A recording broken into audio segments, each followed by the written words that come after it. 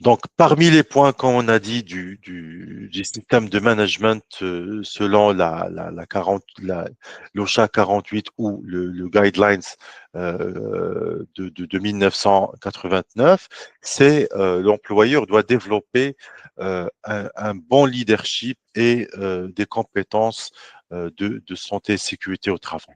Donc, la construction d'un système de management, bien sûr, commence par la mise en place d'un programme. OK, d'un programme ou tout simplement d'une politique dans laquelle on va intégrer les programmes goals, hein, tout ce qui est objectif à atteindre en termes de performance que l'entreprise souhaite achever.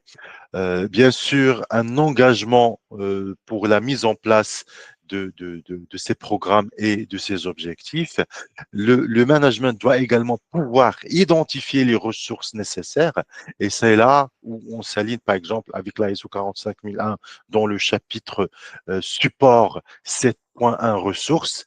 Donc, on trouve la définition des ressources. Donc, la question que c'est une responsabilité du top management de définir les ressources. J'ai vu beaucoup d'entreprises qui disent, voilà, par rapport à la sécurité, il n'y a pas de budget, il n'y a pas, on est ouvert à tout, mais l'OSHA vont vous dire, et les organismes de normalisation, ils vont toujours vous dire de définir les ressources.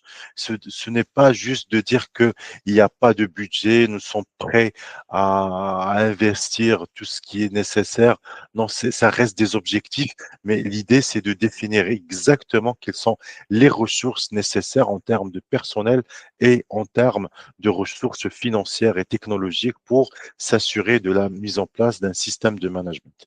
Et bien sûr, allouer ces ressources aux personnes et aux comités nécessaires et assigner des rôles et des responsabilités claires et bien sûr identifier les performances à achever dans le cadre de ce programme.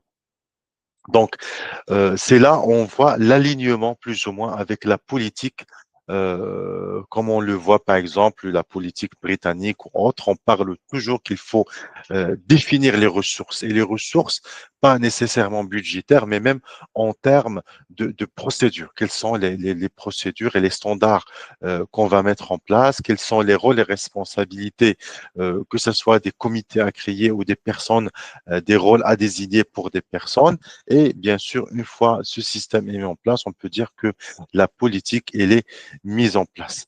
La deuxième partie, c'est bien évidemment l'importance de la participation des travailleurs dans le cadre soit de participation et de consultation. Donc, pour la réussite d'un programme, donc l'OSHA, bien sûr, il insiste dans le cadre de ce système de guidelines de la participation des travailleurs ou de leurs représentants pour s'assurer de la réalisation de ce programme de management.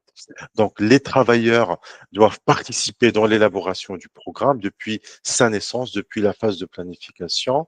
Donc, connaître leur rôle et leurs droits, hein, bien sûr, leur donner l'opportunité pour participer dans le cadre de ce programme et bien sûr éliminer toutes les barrières qui peuvent empêcher la participation et s'assurer qu'il y a un système de communication efficace, surtout pour les concerns, ça veut dire les problèmes rencontrés ou les contraintes rencontrées par rapport au système de management. Donc, il y a aux États-Unis, il faut faire la différence, c'est que parfois c'est un cadre du système pour les travailleurs. Donc le fait uniquement d'alerter, hein, d'alerter. Donc il faut mettre en place un système de communication et s'assurer qu'il n'y a pas de représailles contre les travailleurs qui vont signaler des incidents ou des situations dangereuses. Donc ça c'est une condition majeure pour la réussite d'un système de management. Et ça, c'est également l'un des principes dans la politique, dans le leadership de la ISO 45001, c'est la protection. Et c'est un principe également dans la Convention 155 qui est parfois dupliqué ou reproduit dans le cadre d'une réglementation locale, parfois on a l'absence.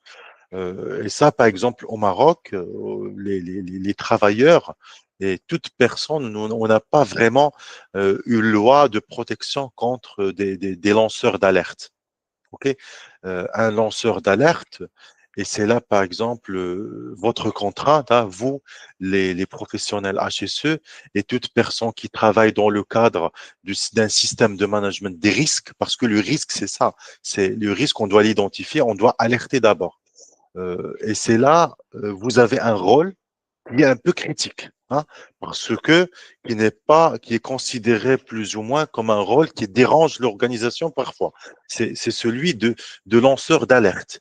Il faut savoir que aux États-Unis, en Europe, au Canada et au Royaume-Uni, donc toutes les grandes nations, ils ont mis en place des lois de protection des lanceurs d'alerte. Toute personne qui estime que probablement des actions de représailles ou des actions d'harcèlement ont été ont infligé dans le cadre d'un lancement ou ce qu'ils appellent en whistleblowers en anglais. Donc, toute personne qui estime, il est protégé par la loi contre toute représailles, notamment le licenciement. Et c'est là l'un de vos contraintes majeures, hein, comme j'ai dit, autant que parce que c'est lanceur d'alerte, ce n'est pas uniquement un travailleur, c'est toute personne qui alerte, hein, c'est alerte, soit par email, soit dans le cadre d'une réunion, donc sur un événement. Et le fait que vous travaillez pour manager les risques, ça veut dire que vous êtes en train d'identifier des événements dangereux qui ne sont pas là, qui ne sont pas des problèmes. Vous n'êtes pas en train d'informer sur des situations pour les résoudre. Vous êtes juste en train de dire attention, si on continue de travailler de cette manière, on est face à un tel risque et tel risque. Et ça vous fait de vous des lanceurs d'alerte. Et en l'absence d'une communication, des canaux de communication efficaces, vous êtes probablement susceptible ou on pense ou vous êtes dans ce cadre d'une considération négative vis-à-vis de vos employeurs. Donc, il faut faire attention. Et lorsqu'il s'agit de reporting safety and health concerns, il faut s'assurer que des canaux d'information, notamment les comités d'hygiène de sécurité, c'est là où les travailleurs peuvent participer et informer d'une manière conforme le management sans être soumis ou exposés à ce risque de leur manager comme étant considérés comme des lanceurs d'alerte. Okay. Ça, c'est très important pour les travailleurs parce que c'est quand même une population qui est exposée, hein, qui n'a pas beaucoup de moyens de protection. Donc, même s'il y a cet engagement volontaire de la direction pour les faire participer dans les systèmes de management, il y a principalement cette crainte d'être considéré comme étant un lanceur d'alerte. Et en même temps, il y a des barrières parce que c'est une population. Donc, le système, quand on parle généralement de système de management, et surtout, par exemple, au Maroc, où l'éducation ou la mise en place généralement de ces systèmes de management se fait dans une langue qui est plus ou moins différente de la langue natale des employés.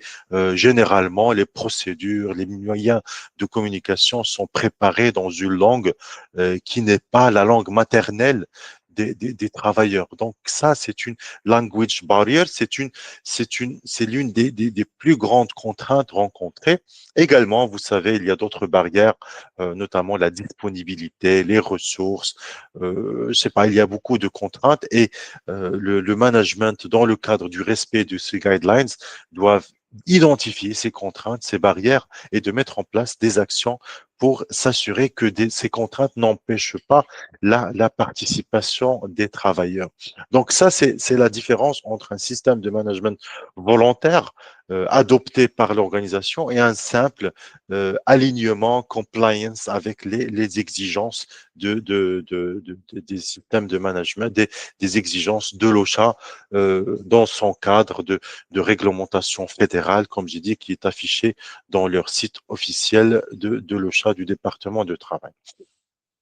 Donc, parmi les choses qu'il faut mettre en place d'une manière pour s'assurer du maintien de cet engagement, c'est d'abord s'assurer que les travailleurs vont sentir que la sécurité est une priorité pour l'organisation.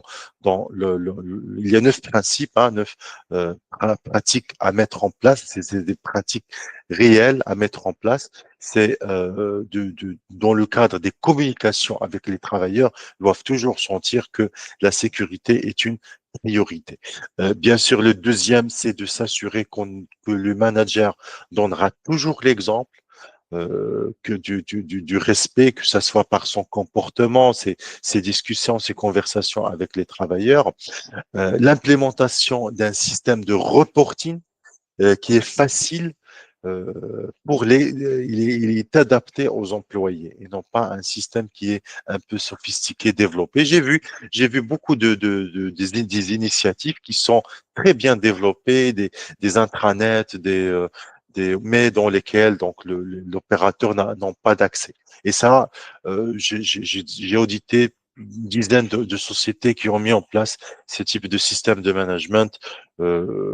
Ils estiment très efficace, mais quand je demande et comment les travailleurs qui sont la population la plus concernée par ces remontées, c'est eux qui vont remonter, c'est pas toujours les managers. On trouve que le système ne prend pas malheureusement en charge le reporting des travailleurs. Donc le travailleur reste toujours dans le système basique. Il doit informer son responsable, son chef hiérarchique de toute concern, de tout problème, de toute contrainte rencontrée. Le système, il est anonyme, il est bien, il est fait, il peut laisser, il accepte la remontée des informations, mais n'est pas adapté à la population concernée, la population qui est normalement concernée, qui est des travailleurs. Et le travailleur reste toujours dans un système qui n'est même pas formel, qui reste informel, ça veut dire une information banale pendant le déjeuner, pendant une autre réunion, donc, et c'est à la charge du manager, du chef d'équipe de remonter l'information. Donc, il faut s'assurer de la mise en place d'un système de reporting efficace, s'assurer que le training, la formation est bien sûr conformément aux standards de l'OSHA. Donc aujourd'hui, plus de 100 standards de l'OSHA exigent des formations pratiques, sur la conduite des engins de manutention, sur la mise en place d'un système de protection contre l'incendie et d'évacuation. Donc il y a le hazard communication, tout ce qui est gestion des produits dangereux sur le lieu de travail, des produits toxiques et dangereux sur le lieu de travail. Donc, il doit y avoir un training, une formation adaptée pour s'assurer que les employés comprennent la signification de ces dangers. Conduct inspection with workers, donc lors des visites d'observation, des inspections, il faut s'assurer de la participation, que l'équipe qui fera l'inspection n'est pas toujours un manager ou un comité composé de management qui vont sortir vérifier, mais que c'est toujours, il y aura des workers, des travailleurs qui participent dans le cadre de ces inspections. Donc, tout ce qui est control ideas, ça veut dire hazard control ideas, les actions de contrôle et de gestion des dangers, bien sûr, on doit trouver également des travailleurs donc, qui vont proposer donc un système de remontée d'idées de protection qui provient principalement de travailleurs, que ce soit dans le cadre des workshops pour faire travailler pour prendre en considération soit dans une approche participative ou en moins consultative, on recueille les suggestions des travailleurs.